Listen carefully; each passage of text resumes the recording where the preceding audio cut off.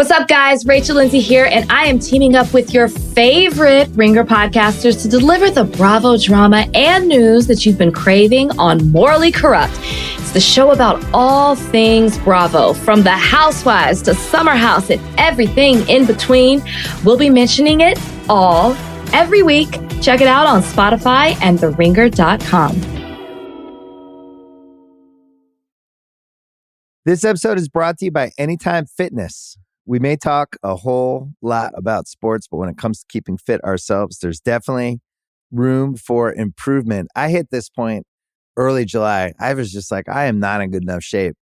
I started trying to walk at least 15,000 steps a day, or hiking, or just anything to keep my legs moving. Now it's the end of 2023. I feel great.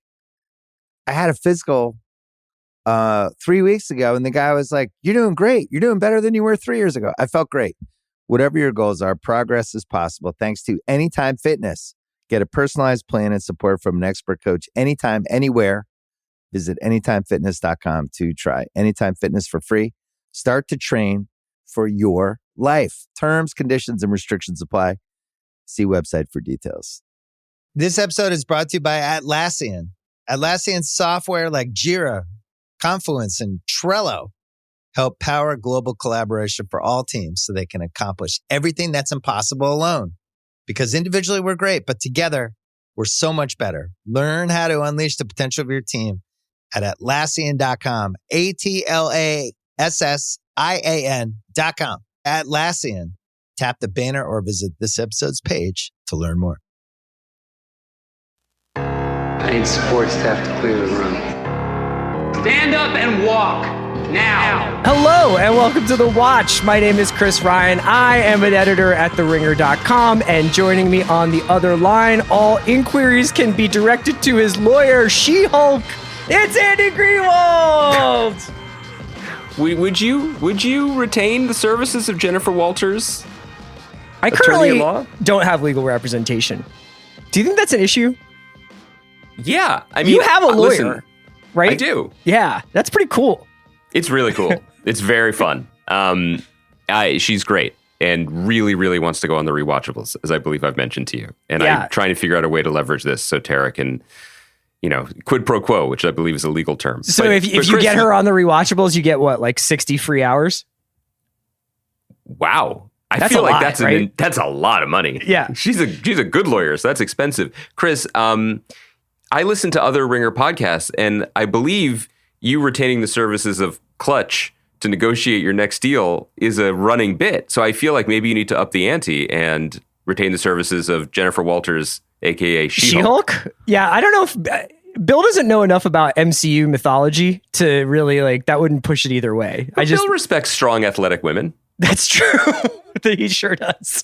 My biggest fear, and Andy, we're going to talk about a couple of things today, including Star Wars. There was a huge article in Vanity Fair about the state of the Star Wars franchise and its moves between television and movies. We're definitely going to hit that. We're going to talk a little bit about She-Hulk, the trailer dropped, and Marvel stuff. And then we're going to talk about Atlanta. So on any other month in the last 6 years, if you were like, today we're talking about Star Wars, Marvel, and Atlanta, it would be all smiles. But I feel like, we're kind of like, we have some stuff to say about all three.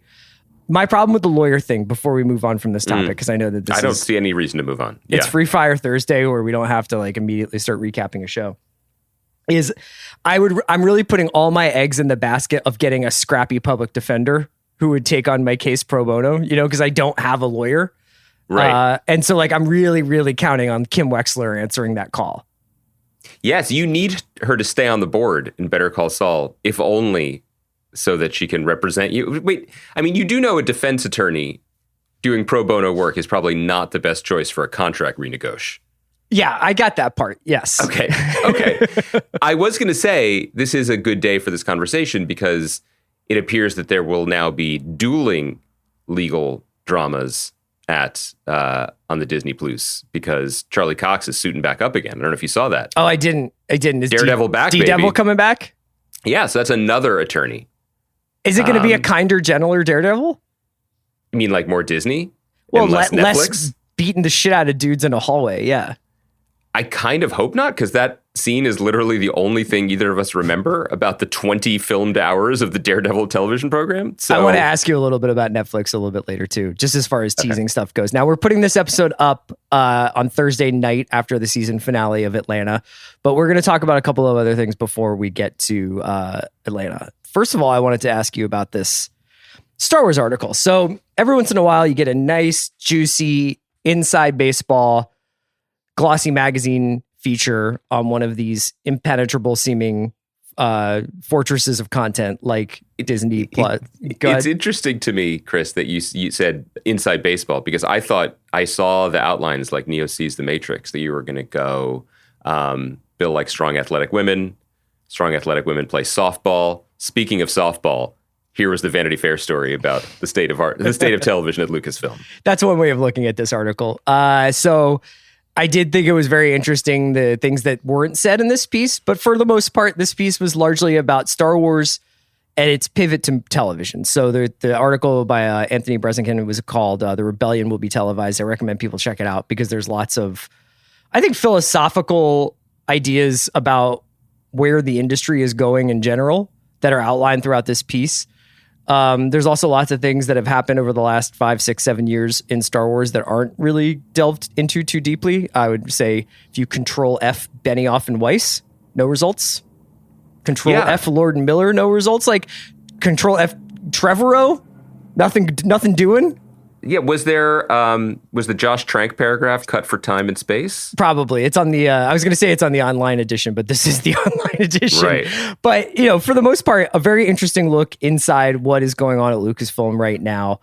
And, the lessons learned coming out of the sequel movies and the 2 spinoff movies, Rogue One and Solo.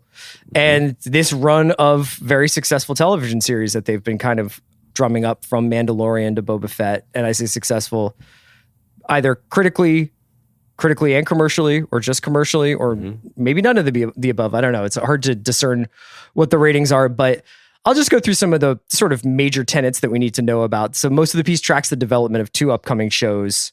And that's Obi-Wan, which is coming next week, Obi-Wan Kenobi, and Tony Gilroy's Rogue One prequel, which is called Andor, which is probably the one that you and I are most looking forward to out of all of the prospective like Star Wars stuff that's coming up. And that is obviously about Cassian Andor from Rogue One, played by Diego Luna. That comes later this summer. There's a 3rd season of The Mandalorian on the way, which is slated for late 22, early 23. And then next year we get Ahsoka, and down the line, The Acolyte, Leslie Headland's show, and an unnamed project from John Watts generally. That sounds more like a coming of age Amblin style show, like about young kids in the Star Wars galaxy. And that was the only real news broken, I think. Yeah. Currently, there are no movies on this schedule. And I do want to talk about that. So please put a giant pin that's more like a lightsaber in that one and leave it dangling over the fire like an aged piece of meat so I can come back and feast on it in like 10 minutes. Okay. Currently, there are no movies on the schedule, though Taika Waititi's feature is due first. There's just no slate. They're not slated. Rogue Squadron, which was the movie that was supposed to be directed by Patty Jenkins, is described as, quote, further off. Kevin Feige's rumored movie is still a rumor. And according to Kathleen Kennedy, Rian Johnson has been making Knives Out movies, so he hasn't been working on his planned trilogy. And like I mentioned, nothing about the failed or announced but never realized Benioff and Weiss movies or anything else. So I think you could call this piece Kathy Ganda. It's largely about the successes of Star Wars, which isn't to say it's not been successful. Mandalorian's obviously a massive hit, and Grogu has become like one of the iconic pop culture characters of the last 5 to 10 years. But for the most part, it sort of shapes this idea that Star Wars has one of the definitive blockbuster franchises in movie history, has left the big screen for the small screen, and that this is actually the way. This is the way, to borrow a Star Warsism, that George Lucas's original style of storytelling was always episodic, that they had been thinking of making Star Wars TV shows as far back as when Lucas was preparing Star Wars Underworld. You've obviously got the animated series, which were long-running Dave Filoni projects, and that this is the sort of more preferable bucket to put Star Wars stuff in, even though these movies are the sort of definitive film-going experiences of the last 45 years. Yeah, this was the most remarkable real-world instance of these aren't the droids you're looking for that I can remember in quite some time. Yeah. Because, to your point, the Lucasfilm TV strategy, Lucasfilm Disney Plus TV strategy, has been very successful. And I am in no way hating or casting shade on the glorious cover that features three of my favorite actors, full stop. The Vanity Fair cover, yeah. Yeah, and Rosario, also one of my favorite people, full stop, and I'm so happy for her and can confirm that she is terrible at keeping secrets, particularly about her playing this character, and I'll say no more. But Ewan McGregor, we love in anything. Diego Luna, I love in anything. This is fantastic. But the suggestion that this was always, shout out to Pedro Pascal, the way, is ludicrous. Star Wars is movies. Yeah. Star Wars is event cinema. And just because George slapped episode whatever on the 3 movies that were Star Wars doesn't mean he invented TV. You know what I mean? And just because they haven't had a movie in a few years doesn't mean that Kathy and the gang were like, what a luxury it is to remove ourselves from the modern capitalist system for a few years and really think about what we want to do. Now, have they used this time well to consider what it might mean to make a Star Wars movie now? Mm-hmm. I hope so. I mean, I don't think it's a secret. I've said this in various ways on the podcast before. Like, I've spoken to people at Lucasfilm off the record, and I think that they are very smart people who are taking all of this into account and taking it seriously and understand the stakes and the marketplace and what the various factions want out of all this. 100 million %. But it was super weird to read one of these. And by the way, Vanity Fair has been doing Lucasfilm puff pieces since 1999. When Annie Leibovitz went to Tunisia, I would love to have seen that expense bill, by the way, to shoot Jake Lloyd and Ewan McGregor and Ray Park and the whole gang. And that was like, because we weren't really super internet-y then, that was how we saw and learned the names of a lot of these new characters. So there's a history here. Sure. Yeah. But for this article to come out and not mention all of the turmoil that led to this place cinematically, that led to the TV cart leading the horse, bantha? I don't know how to do that metaphor. Yeah, is unfortunate, because I do find that interesting. And look at you defending cinema again. Well, I love to zag. This is a podcast. I think the other feeling that it gave me, and then I think we should get into some of the specifics, was just I did remember, and look, it was 20 years ago. It's shocking to all of us that this was 20 years ago, but 23 years ago. So we should allow me this, but I understand that it's ludicrous.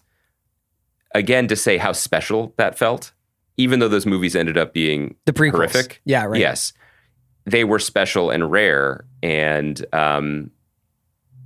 it's going to be very hard for these companies, brands, most of which are owned by Disney, to continue to meet the demands of the marketplace and the shareholders while retaining anything even remotely magic about this. If that makes sense. Because we know we're going to keep seeing these characters forever. Right. Well, I mean, in a way, right? So there's some stuff in the piece where Kathleen Kennedy talks about specifically Solo and the relationship that people had to that character and to the degree to which it was tied up in Harrison Ford, and how, she doesn't specifically say this, but that obviously didn't serve Alden Ehrenreich well when playing that character, even though I think we all had a lot of fun sort of Monday morning quarterbacking who should play Han Solo up to, through, and after Solo came out. And she was just like, lesson learned. It just seems like it's wrong to toy with people's, kind of relationship to those characters not in a flippant way, but just kind of like that was not an execution that worked. And we learned our lesson from that. Now, this is interesting because this whole piece is pegged to Obi-Wan coming in a week. And the whole thing with Ewan McGregor playing Obi-Wan Kenobi is that he is taking the role from one of the iconic British actors of all time, Alec Guinness. Now, obviously, people probably have like a little bit of a different relationship to Obi-Wan. Like when you see an old man, you're like, what was he like when he was young? And they showed us. And I think Ewan McGregor now at this point for a lot of people probably like kind of is Obi-Wan. People have the same feeling when they see YouTube clips of us. Yeah. They're like, what were the young versions of them?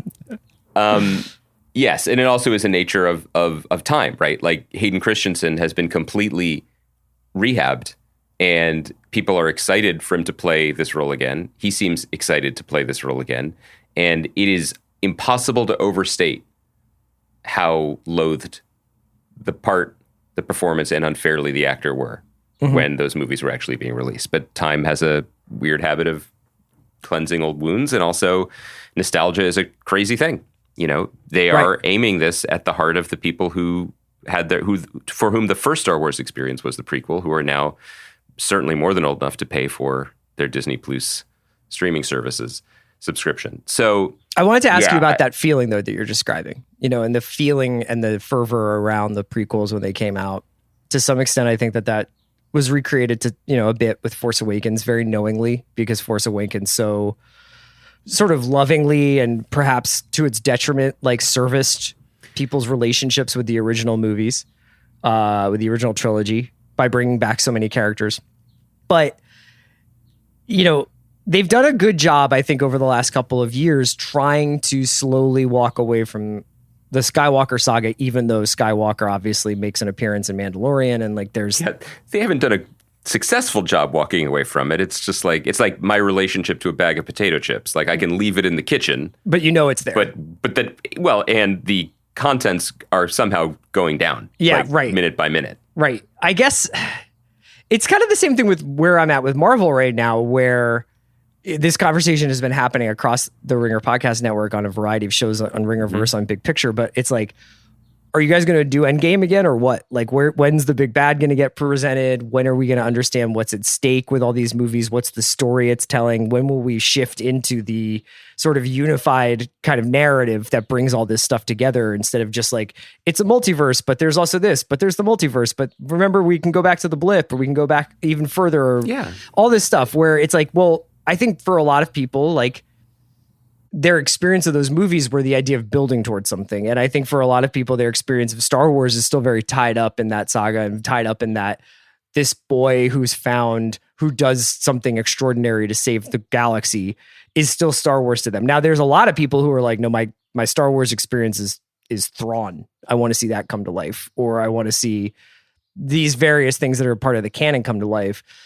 But I wonder whether TV necessarily like kind of dilutes that feeling, or dilutes that that massive urge towards collective experience in a weird way. It didn't used to, but yeah, I think that's part of it. I mean, the question is, what are you chasing when you engage with these movies? What is it that these stories, I'll say, what is it that you like? What appeals to you? Is it the characters? Okay. Is it the propulsive thrust towards a larger goal possible? Is it the world, which can mean a lot of different things? Or is it the kind of electric crackle of the event? It's been X number of years.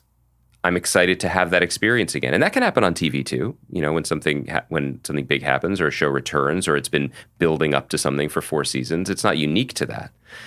I don't know if there is any longer one answer to that, or if all of those questions are still relevant when the corporate approach to this material is akin to the giant people in floating chairs in the Pixar film WALL-E, where it's just being pumped into their bodies all the time. Now, your mileage may vary on which ones of these that you love or you don't love, but I so far, none of them feel particularly special anymore. And that's a bummer. That also might not translate into subscriber loss, so maybe it's irrelevant. In terms of these stories, you know, I think that we're going to be seeing, I think it is really still notable that they don't have the unsaid pieces of the Vanity Fair piece are almost entirely about what's next and what's new. The Acolyte is included, but there's a version of Lucasfilm's TV strategy where the Acolyte is the strategy, where an Obi-Wan project that got Ewan McGregor involved when it was going to be a movie and then did some permutations and is ending up as an event series, that's not what you bank your future on. Tony Gilroy wrapping up loose ends of the character he liked in Rogue One, we're thrilled about. My guy Tony his sort of solid paragraph of Tony Gilroy talking, where he's just like, well, in season 1, the base of our show is, I'm like, dog, is Dickensian. Yeah, right. It's Dickensian. And he really has like the roadmap is quite vivid there. Yeah, I mean, that's the show, obviously, that we're excited about. And kudos to them for, selfishly, for having a show for us and other shows for other people. Like the base. Yeah, for real. So, I mean, I don't mean to make it seem like I'm negative on all this stuff. That seems awesome. I'm going to see and support anything Rosario does. The last Obi-Wan trailer looked pretty good, for what it was. The Acolyte thing, though, that's their first, okay, we're going to try it. And we've said this, we've had the opportunity to say this dozens of times because it's been announced and been in development for so long. And I still think we're at least a year away, if not longer. But in this house, we support Leslie Headland as a writer and a director and a person. I'm thrilled she's the one doing it. And I think from every little bit of the tea leaves that have been sprinkled, it's pretty radically different. It's set in an era we've never seen. It stars the types of people that haven't starred in these pictures. I don't know why I'm suddenly one of the original Warner brothers.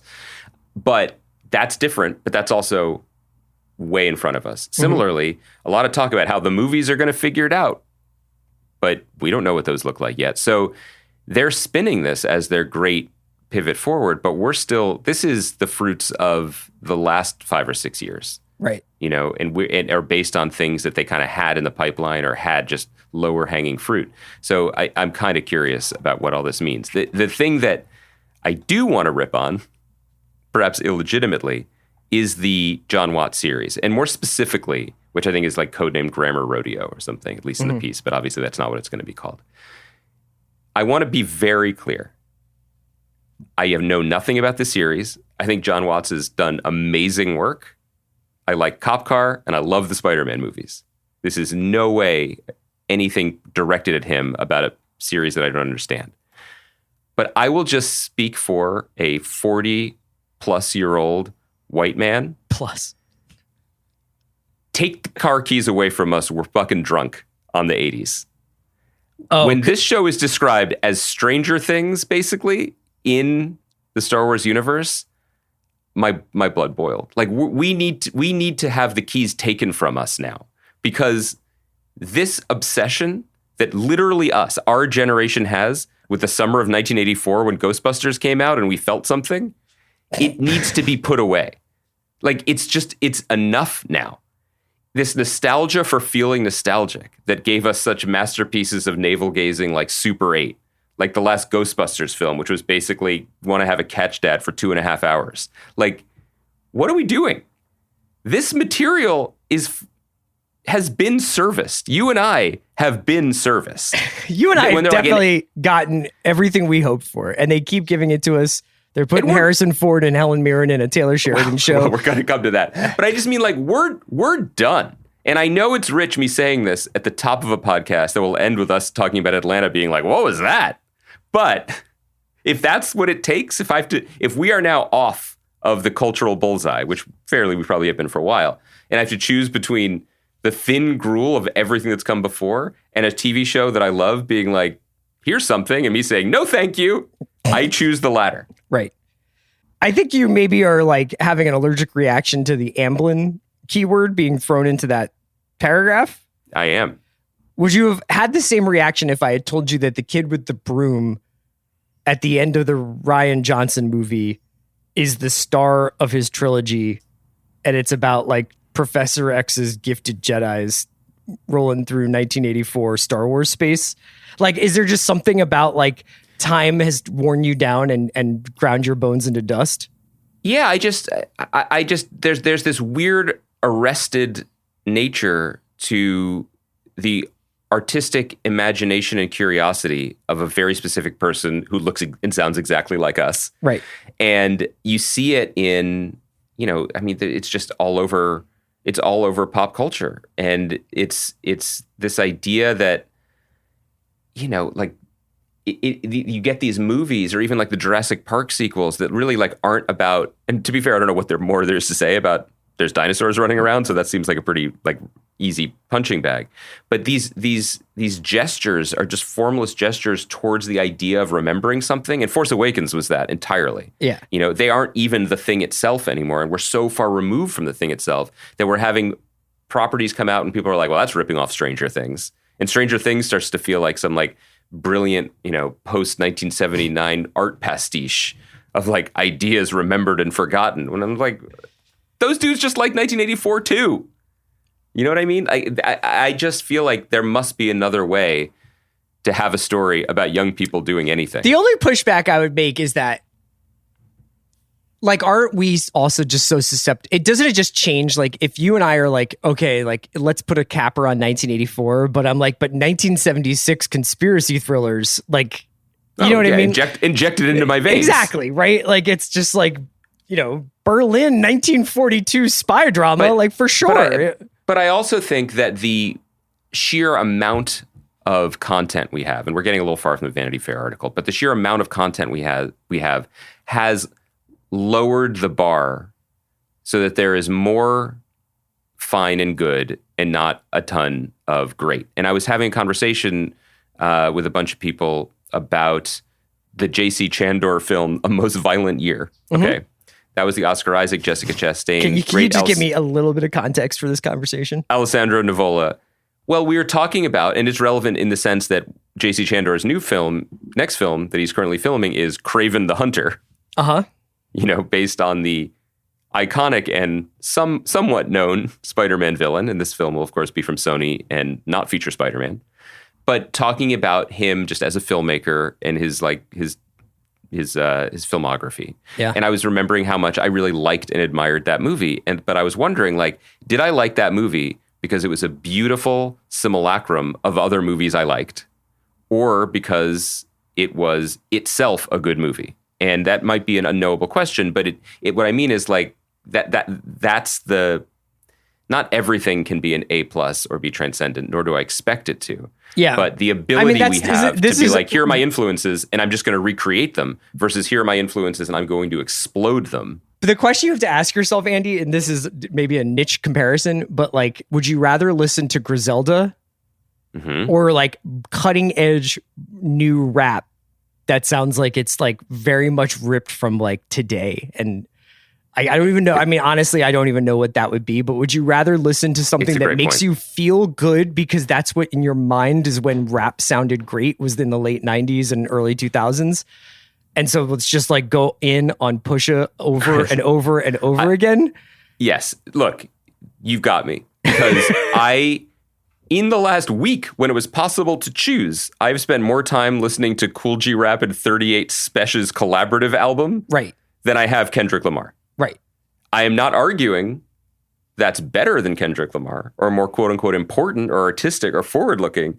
It's more like, this is just what I enjoy right now. And that's a great point. There's certain things where it's like the genre is like obviously important. There's like, I think anybody is probably going to give a little bit more time or attention to something that is like something they already like. I think We Own This City is a perfect example of this.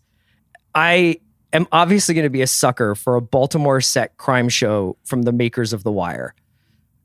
There are obvious connections to The Wire in this show, both in terms of the actors being used, but also in terms of some of the ideas being played around with. It could not be less like The Wire in the telling. Mm-hmm. And that's what I'm always going to respond to. If you say we're making a show that has, or a movie that has like some of the spirit of 1984 Amblin vibes, I'm still interested. It's really about like, what are you doing with it? Yeah. Well, are you trying to harness those vibes to tell a story? Or are you trying to recreate the feeling of receiving those vibes? It's like, how many steps removed are you from the main source or from the original article? And I guess just a way to bring it full circle before we move on is, that is the challenge, a challenge that I think you and I are both very sympathetic to, not just professionally invested in, the challenge that Lucasfilm faces. You know, every year that passes, they are further and further away from George scribbling Luke Starkiller on a composition book and, you know, earning himself like $5 billion in the process. Speaking of Griselda, one of my favorite Griselda MCs is Luke Starkiller. Luke Starkiller. I think he's the guy who goes, "Hey yo." his EP with Stove God Cooks is underrated. But you know what I mean? And so like, what is, you become, it's like people are like, yes, my sourdough starter or my kombucha mother is 15 years old. And it's like, first of all, a little bit gross. Second of all, how much of the original thing are you ingesting and working with, and how much of it is just, and that's where they are. FYI, you have monkeypox now, if that's the case. But it was worth it. What is Star Wars anymore? Because also we, as I keep saying, should be pushed off of the front page here. Right. And even the people who work there, I imagine, some of them first learned about Star Wars through the prequels. And so I guess the hope and the optimism in this is that they will also begin to push away not just the creators or the expected audience, but some of the old stories and characters, and slowly transition to something new. I think that's the best case scenario, where one of these very backward looking series spawns something interesting that sparks something completely new. And like our collective kombucha mother, Princess Leia, I think is culturally what her name is, it will birth something else. Can I ask you, this is like, I know that this conversation topic is over, but I want to ask you, I think, a really good... That's never stopped us before. Did you actually like, what was your favorite part of The Mandalorian? The week-to-week samurai westernness of it? Or when Luke Skywalker came through and just crushed the buildings? You know, everyone who listens to this podcast knows. That was when I stopped liking it, was when Luke showed up. Okay. So you're a man of your word. That's all I wanted to know. Yeah, we have the podcast proof of it. I liked it when they went to the Squid Planet and ate bisque. That's what I wanted. By the way, speaking of the Squid Planet, the last thing I'll say, the thing that I appreciated about the article was the amount of time it spent talking about the giant LED screen wall that allows them to make the show. The volume, it's called. We talk about it like you and I know stuff about it, you know, like, oh, this is revolutionary or whatever. But I think that the way the Vanity Fair article described it and put it in the context of that show was helpful, because none of this happens without it. And they couldn't have made this show without having invented that. And it's changed everything, both for the potential for big screen storytelling on TV, but also for what people expect to see week to week on the TV. And it's really interesting to think about Lucasfilm just cranking out material on multiple shows with stars who don't even know what shows they're in, just from an anonymous warehouse in Manhattan Beach, while other studios are playing catch up and like chasing tax breaks for VFX heavy programming from like New Zealand to Prague and Budapest and back again. Like, they are so far ahead of their competitors in this. Not that there aren't other vendors for this, you know, wall, this volume, but like that's very, very different and notable in things like the apparent VFX work in She-Hulk. So, as you mentioned, She-Hulk's trailer dropped this week, and I think everybody who cared was charmed by some of the performances held within, and noted with you know, some vociferously that it seemed unfinished. I'll put it that way. And, you know, there was some pushback where it's like, well, maybe like the VFX aren't done yet. You know, it's a thing where, like, I mean, there are screeners that I have that, like, you know, are close to airing, and they're still like, at least the screener that I have is like the VFX are still being finished. ADR is still being finished. There's still like text messages being added. Totally. When Briar Patch was in post and we had to make a trailer, we had to rush VFX for the shots that had been selected for the trailer, locking us into those shots in the trailer because they weren't done at all. Right. The show is airing and VFX shots weren't done in upcoming episodes. That's how long this stuff with takes. She-Hulk coming in August, they could very well like, you know, fix the contrast on the green skin, I guess, or whatever. I actually had like a different question about this, because obviously one of the reasons why Andy and I keep returning both to Star Wars and to Marvel, besides the fact that like we're interested in it and like literally interested in just like the stories that are being told, is as they have become the dominant sort of two poles of popular culture storytelling in a lot of ways, I find like the Trojan horse conversation around these shows and movies to be really fascinating. Like, what are they sneaking into these things? How are they reviving maybe less fashionable genres and basically putting a superhero skin on top of them to do this? And, you know, you can go back through a couple of the Marvel things. I mean, even recently, you know, it was like Hawkeye is like an action buddy comedy from the 80s, or, WandaVision was supposed to be a trip through sitcoms past. But the other way that they can Trojan horse things in is to take ideas or things from the emotional spectrum that maybe you wouldn't necessarily think you would find in a superhero story, like, the sort of vagaries and details of like female trauma, which would go into WandaVision, or race and patriotism, which go into Falcon and Winter Soldier. And as long as you have like a 6-minute chase sequence at the end of the episode or something, or, possibly Emily Vanderkamp being in Busan or something like that, like it kind of like pays for itself. And I was watching the She-Hulk trailer and I was just like, cool, Ally McHulk, right? Like exactly a like a kind of comic take on a woman who's a professional woman who's sort of trying to figure out her life. And yet, like, obviously the Hulk part of it is going to be 75% of that. So I was curious where you were at with the idea of relying on these franchise shows to Trojan horse in the genres that we also like spy shows or heist movies or legal thrillers or legal comedies or whatever. And whether or not you think that that's like actually like can hold up that water. It's a great question. I want to start by saying I am not anti this show. Yeah. It's getting dragged. I'm not ready to join in. On a story level, I love the character of She-Hulk. I love the comics that have emphasized the legal aspect of it, the lighter comedy of it, the feminism of it, even dating back to, and I'm not sure about the feminism part in these comics, but John Byrne, the comic writer and illustrator in the 80s, late 80s, had a She-Hulk solo series, and she joined the Fantastic Four and stuff. Great character, a lot of fun baked in. Also, love Tatiana Maslany, Ginger Gonzaga's in it. Like, they're smart people involved in this that make me hopeful. Also, shout out to Ruffalo for having a character that allows him to clearly have the Pedro Pascal deal, because I think he had to roll out of bed and go to an ADR booth somewhere near his home in New York City just to be a part of the show. But by the way, I'm old enough to remember when in Marvel movies, characters like Iron Man and Captain America constantly took off their masks and helmets because that's where the money went, was to hiring the stars. The Pedro Pascal of the part of the Vanity Fair article where he's just like, it's a pretty cool job because sometimes it's just voice acting. I'm like, sometimes it is. It's been twice that it wasn't, and he can fully star in a different HBO show. I'm glad they confirmed it. But you know what I mean? Like how far we've come in just 10 years where like Chadwick Boseman barely put on his mask in that movie. And now, I mean, I'm sure someone in Kevin Feige's office, if not Kevin Feige himself, knew this at the time, that like, oh, this is actually going to be brilliant for us. Because at a certain point, when the actors stop wanting to show up or we want to change the actors, we just have the suits. Right. And it'll turn into this.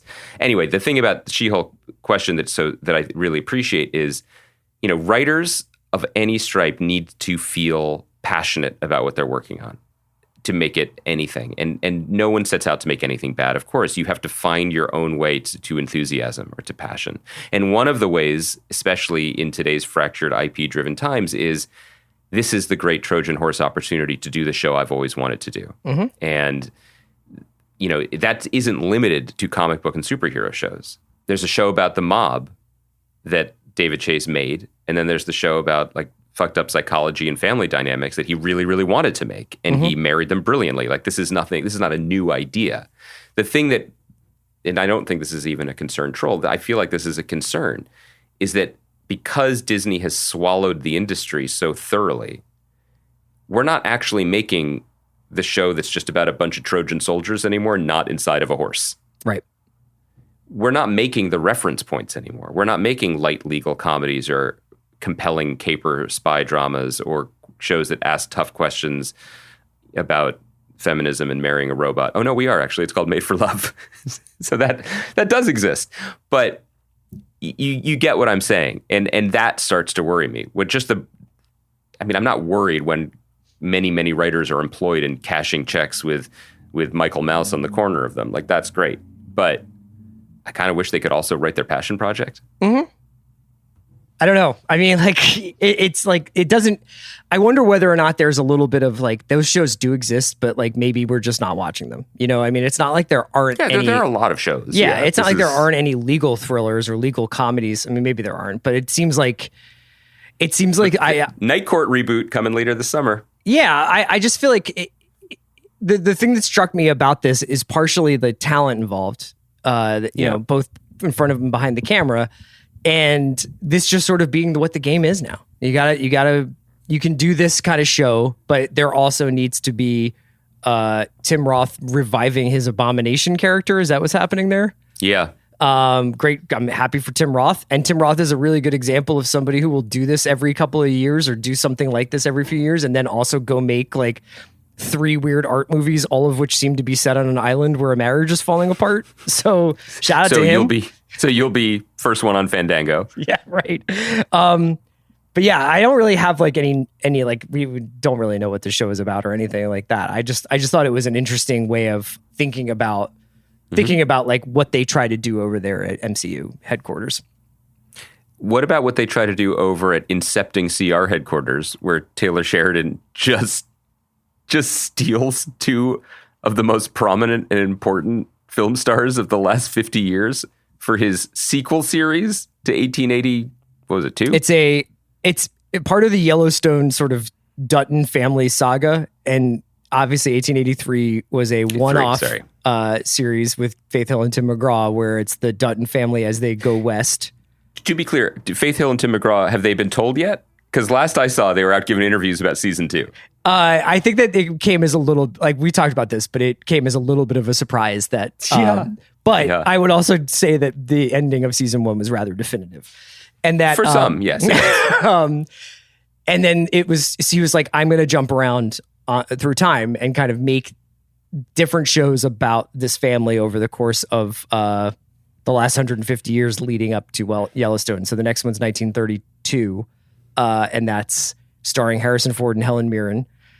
I'm really like we need to find out what HGH Taylor Sheridan is on, because he's doing this. He's also got Yellowstone back in production, and it will be airing alongside Tulsa King, which is the Sylvester Stallone show, which is apparently already shot and ready to go. But that will be getting like the Mayor of Kingstown treatment, where it's like the first couple of weeks, I think it'll be on Paramount Network after Yellowstone, and then we'll go to Paramount Plus.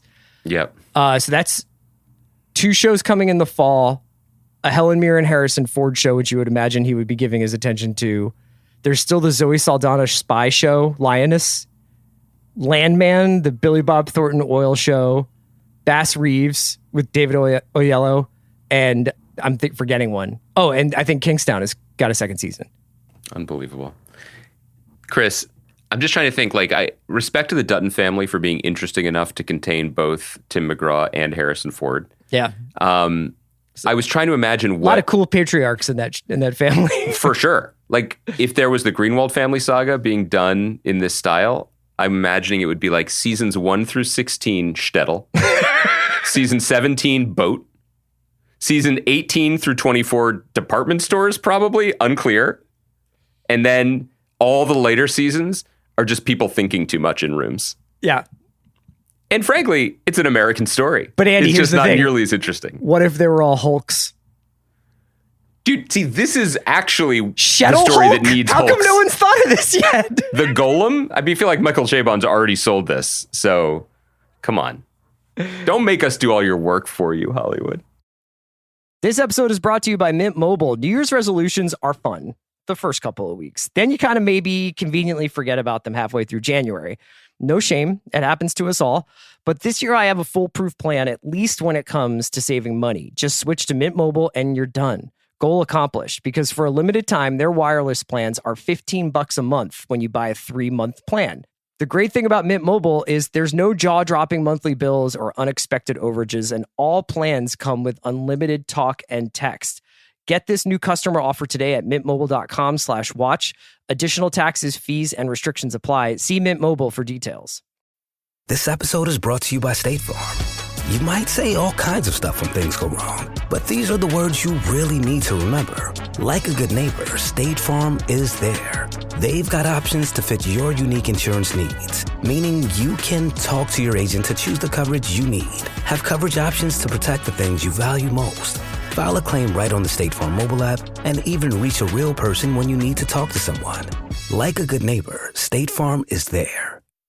the friendship is sharing deal. Because I want one of your McNuggets. And I need some of your Quarter Pounder. There's a deal for everyone at McDonald's. Get one favorite like 10-piece chicken McNuggets, a Quarter Pounder, or a Big Mac, and get another for just $1. Price and participation may vary. Valid for item of equal or lesser value. Selena Gomez founded Rare Beauty to help everyone feel good in their skin. And their new Find Comfort Body collection is doing just that. Introducing a feel-good collection of body care that calms, nourishes, and protects with hydrating formulas and uplifting scents that create little moments of comfort wherever you are. Discover Rare Beauty's new Find Comfort Fragrance Mist, Hydrating Body Lotion and Hand Cream, and the Stop and Soothe Aromatherapy Pen. Shop the full collection now, only at Sephora.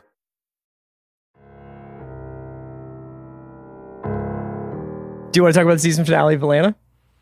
Yeah. Okay. So we had a conversation about this a couple of weeks ago and sort of tried to articulate where we were at with this season. And I sort of said, I'd like to see the whole thing in totality. Part of it was, I'm not sure if this is supposed to be Ern's dreams as he's jet lagged in Amsterdam. Is this supposed to be like, what are we doing here? Like, what's the actual narrative connection to the Atlanta that we watched for 2 seasons, the Atlanta that we have this season? And so I really wanted to see the complete statement. We had another sort of standalone episode, the black and white episode from 2 weeks ago. And then tonight was the finale, which was largely about Van, which was really refreshing because Van had not really been very present in this season. She was in a couple of episodes briefly. She seemed to be at sea, but for unnamed reasons. And we get a kind of like Amelie Hitchcock thriller for 28 minutes in this episode, this finale. And then the single most human moving moment of the entire season to kind of, I think, cap it. And then a stinger after the beginning of the credits that kind of connects some of the mythology or some of the stories that have been told throughout these anthology episodes or these sort of standalone episodes kind of back to Ern, although I can't definitively say how. So I just wanted to say that, like, it's pretty rare that I find a show this confounding in a good way. You know, like it's not often that I see shows where I'm just like, I really, really, really have to think hard about what I thought of it. And now you could say like television's supposed to be this mass popular medium and it should be pretty immediately understandable, like what you think of a show or how you feel about a show. And I guess if you put it in a vacuum and you were like, just watch this season of television and tell me what you think if it hadn't been attached to the first 2 seasons of Atlanta, I think there are parts about this show that I would have liked more. And there are parts about this show that I would have hit eject way earlier on, you know? How are you feeling about it after this finale? I appreciated the way you described it. I think for me, it was sometimes more like Naked Gun movie as directed by Wes Anderson. That may be a good thing. I'm not sure entirely. I have a couple thoughts coming into it. One is I've been starting all my conversations about Atlanta online and offline about this, which is that I'm grateful for it and that it exists and that we're able to have conversations like this about it, about something challenging. I also have up on your recommendation, and I hope our listeners have as well, been listening to Charles and Van on the Prestige TV pod feed. And I think they've just been phenomenal about the show and really, really illuminating. In addition to just being good podcasts, like I think they've given me a perspective on the episodes that I didn't have. And speaking of that, not having it, you know, people have said this to us in various forums. And I think it's been part of the conversation that maybe it's been a difficult watch because it's not for me. That's what you wanted, 1984, you know boy. What? That's what I'm saying. Great. Good. When I say that, I'm not throwing a tantrum about it, but if I say it, I have to be like, but part of it not being for me is feeling confounded or disappointed at times. I think the other thing about it, look, I mean, it goes without saying, this is one of the ballsiest and boldest turns by an established TV show, maybe in history. Probably it's hard to think of a comparison to a show that it's not that it went off the rails, it stopped believing in trains. You know, it's a good way of putting it. We're not doing it anymore. Anything that you think this is going to provide for you, we're not going to do it. And, you know, I think some people have commented on the fact that the episode descriptors or they're written kind of like slangily and like directly. And, there's a tradition of this. Like Matthew Weiner in Mad Men would be like, Don enters a room, Peggy exists. And then he'd be like, middle fingers up, watch the episode. These have been like, why does the show hate black women? Come on. Or like, stop trying to be smart. Like these have been the descriptions of the episodes. Yeah, like Better Call Saul. Like Howard continues to investigate. Again, more accurate. Yeah. So they are playing with expectations and they are playing with the audience. From the most open-minded and open-hearted place of my truest heart, I have to say that I kind of hated most of this last episode. That's okay too. You don't go to a museum and be like, that painting's pretty and that one isn't, so I only like the pretty one. You also don't go to museums and beat a guy to death with a stale baguette. Use I statements. You don't. It's in my bag. It's literally my repertoire. There is a feeling that is hard to articulate. And again, everyone's mileage may vary with this feeling or with the pieces of art in question. But when there is challenging, naughty, unconventional filmed entertainment on television, whether it's The Underground Railroad by Barry Jenkins or David Lynch's Twin Peaks: The Return, there is an ineffable feeling present in those works for me that operate like a kind of guardrail for my, not comfort, but my investment. I may not understand what's going on. I may be challenged by it or decentered by it or put off by it. But there's a sense of artistry or intent that I am picking up telepathically from the bus driver that allows me to stay on the journey and be rewarded or confounded or furious or whatever. But the way art will mess with you, right? And at too many times this season, I have had the sensation that no one is driving this bus. Not that these things weren't done by choice. I mean, sometimes in this episode, the choice seems to be Skarsgård's down to play. Mm-hmm. Let's have some laughs with him and let's let the camera linger because it's funny that he's doing these things. Those are choices. I couldn't make heads or tails of why at times, because, and this maybe just goes back to me being super basic, which I will cop to, especially in regards to just recurring characters that I love on TV. The existential plight of Van, a character who has been marginalized on this show in a lot of ways, and other people who are much smarter than me have talked about that, reaching a point where the father of her daughter is suddenly successful touring Europe with an incredibly suddenly rich and successful rapper, and she's just still living the same life with their daughter, being expected to be taking care of the daughter, having some kind of break and going to Europe because she wants a fun life too. That's so rich. Yeah. It's so rich and it's powerful, and it's not a story we see on TV. And you have Sassy Beats, who I love and will watch do anything, including beat a man nearly to death in a French art gallery. I mean, I'm grateful. I'm grateful for the gifts we have received. But I want that story without Alexander Skarsgård or the long lingering shot of a woman peeing on a guy looking at the Eiffel Tower. I'm interested in the emotional heart of that story. And for whatever reason, wherever he is with his art or his life or expectations, Donald Glover does not want to give me that story in the way that I might prefer it or expect it. And that is his right. And I'm so happy we're podcasting about it and that there's more episodes to come. But that has left me in this place with it. Yeah. I thought that there was an increasing, you talked about whether or not Atlanta was for us or not. And I totally think that's a possibility. I think that there was some stuff in this season that was about the show's relationship to both itself and to its audience. Mm-hmm. Some of that could be seen as straight up just trying to confound the audience. And some of it could be look, this is the show that we set out to make. And a lot of stuff has happened to us as creators over the last couple of years where we're being pulled in lots of different directions. So to keep this interesting and to keep this fresh, we're going to mess around. You know what I mean? We're not just going to be here's Ern's next stop in Europe.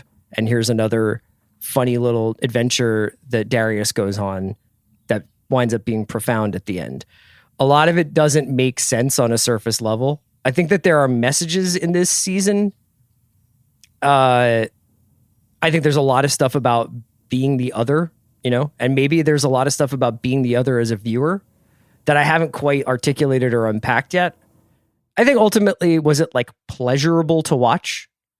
not really. You know, like it wasn't either shocking in the way that Teddy Perkins was, or hilarious or moving until then. That was what, like, I think almost like overwhelmed me about the final scene with Van and her friend on the bench. Cause I was like, it's almost like they've been withholding that so much, like, so, you know, it's been there, but it hasn't been on screen all season. And then you get like 45 seconds of it and you're like, holy shit. But, you know, it's hard when you're like, I don't know what I'm seeing, what is real, what is not. Like, because for most of this episode, I was like, is this a daydream, you know, or something? Because, like, she obviously has been there long enough to start appearing in magazines and have this life. Is this taking place basically since, I guess, white fashion or whatever? Like, what, like, is this the parallel story of what Van has been up to while the rest of the season has been happening? Or...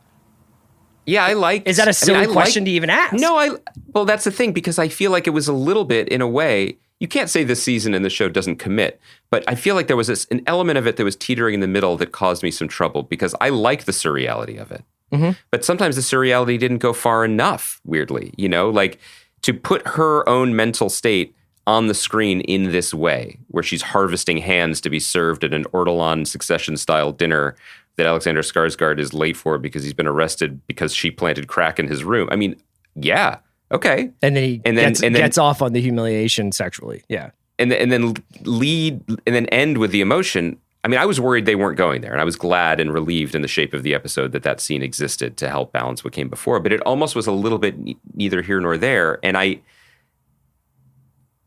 sometimes it feels churlish to criticize this show because the show exists because Donald Glover has done something that is so monumental and so rare and so noteworthy and worthy of celebration, which is he reached a point in his career at such a bizarrely young age where he was like, nah, I'll just do it myself. I'm going to bet on me. He did it in his music career and it worked. He did it with his acting career, and he did it with his creative career as a writer, director, and as a person, right? And it's legendary. The stories that they were like, here's how FX was like, okay, we'd like to make a show with you. Here's how we make a show. And he's like, no, rent me a house and I'll put my friends in it and we'll give you a season of TV. Mm-hmm. He bet on himself, and FX, to its credit, bet on him. And man, did it work. So he shouldn't be listening to us necessarily. He shouldn't be taking, you know, he should, it has served him well. And I look forward to essays and think pieces and reactions as to why people are reading Hands, because I'm not there. And that may be more of a judgment on me than it is on the show itself.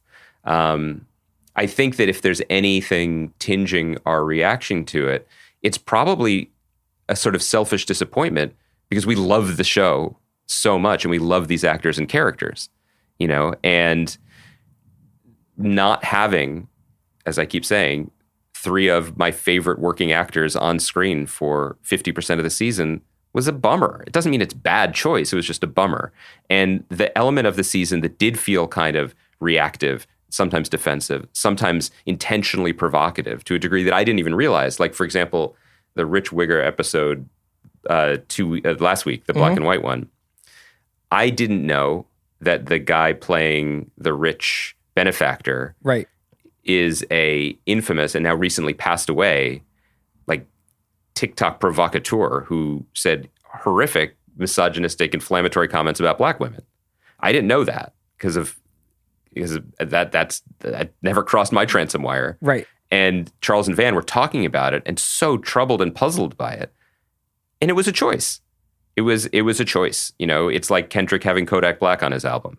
It's a provocation and it's a choice. And it's interesting and it's worthy of conversation and discussion. Not by me, I don't think, in this case.